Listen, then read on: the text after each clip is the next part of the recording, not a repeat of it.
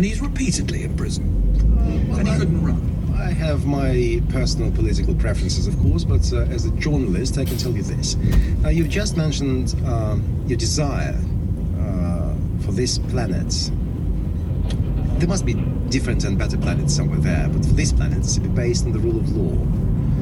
Now, the law of this country is that you can't run if you have a sentence on this, and this sort of articles. Unfortunately, Mr. Navalny has found himself in a position where he was duly sentenced, so he can't run, and I can't help it, you know.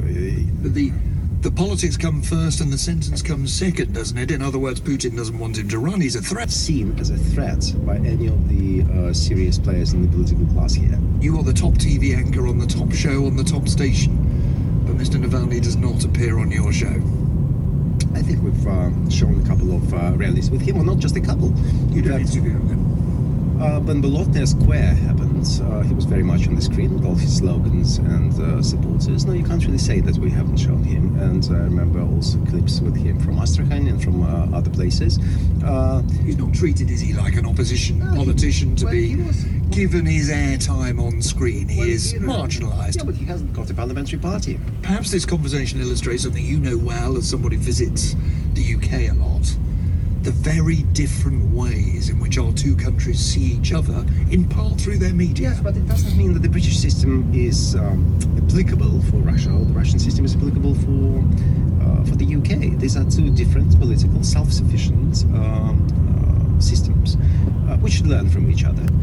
So there are examples which can be taken from each other. There are examples which just do not work. If you ever apply a British-style parliamentary democracy in the country of 11 time zones, the country will start falling apart in a matter of a fortnight. If you ever apply the inevitable Russian-style centralized executive decision-making in the UK, you would have riots in most English cities.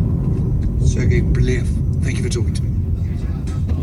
Time is now 8:30. We've done the politics of sport. What about the sport of sport? Richard Conway is here with me in Moscow with that. Well, Nick, it all starts today. The World Cup opening game, Russia against Saudi Arabia. The end of nearly 8 years' preparation for the tournament. And, of course, it was awarded in controversial circumstances back in 2010. Now, in light of that process, FIFA revised its voting system yesterday afternoon.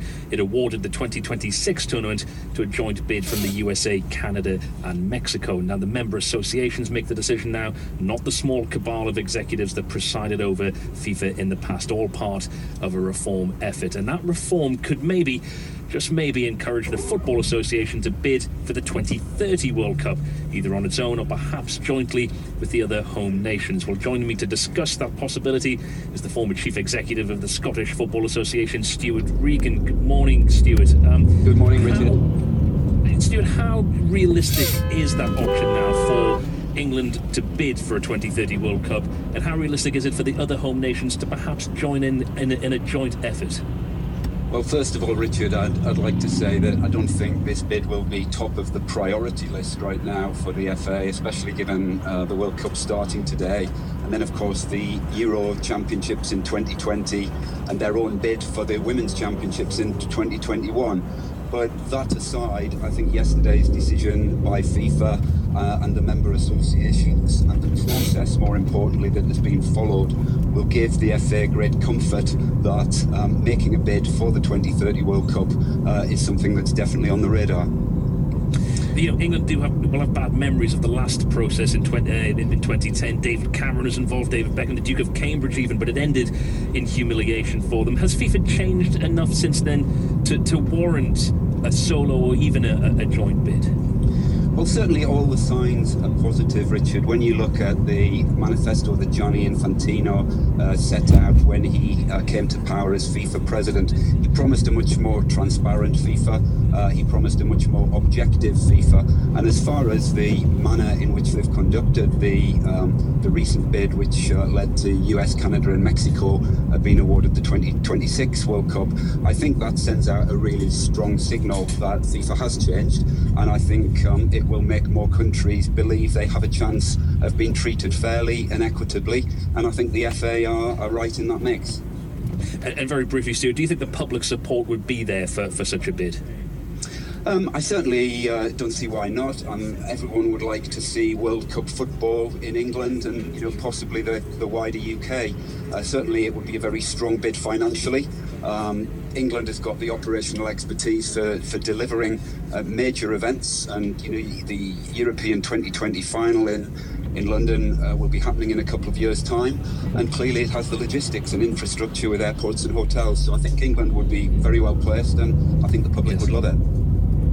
Stuart Regan, thank you very much for your time. Just time to bring you the racing tips. Nottingham 140, number 12, True Mason, and at Haydock 755, number 4, Dubai Horizon.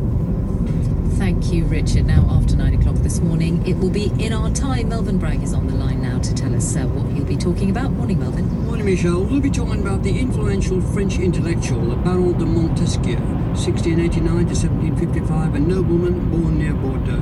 His pioneering book was The Spirit of the Laws, a massive survey of the constitutions of ancient and modern Europe, which readers seized on for the fundamental principles of politics he uncovered, and which the Catholic Church banned. He asserted that there were three forms of government: a republic, whose principle is virtue; a monarchy, whose principle is honour; and despotism, whose principle is fear. The way to stop rulers becoming despots was to separate the powers, he thought, as he observed on a 2-year visit to Britain, where no single person or group was in charge of legislation and the executive and the judicial system. Only that could preserve individual liberty. He influenced David Hume, the American Constitution, the ideas around the French Revolution and beyond. That's Montesquieu, with Richard Burke, Rachel Hammersley and Richard Watman. Now back to our man in the Kremlin, the political football fan, Nick, I believe. We'll be getting Vladimir Putin to tune in at 9 o'clock, Melvin. I think he's got plenty to learn there. The sun is shining here in Moscow. It is mostly fine, I'm told, back home in the south, but forgive me, in the north, strong wind and gales today, easing a little later with blustery showers.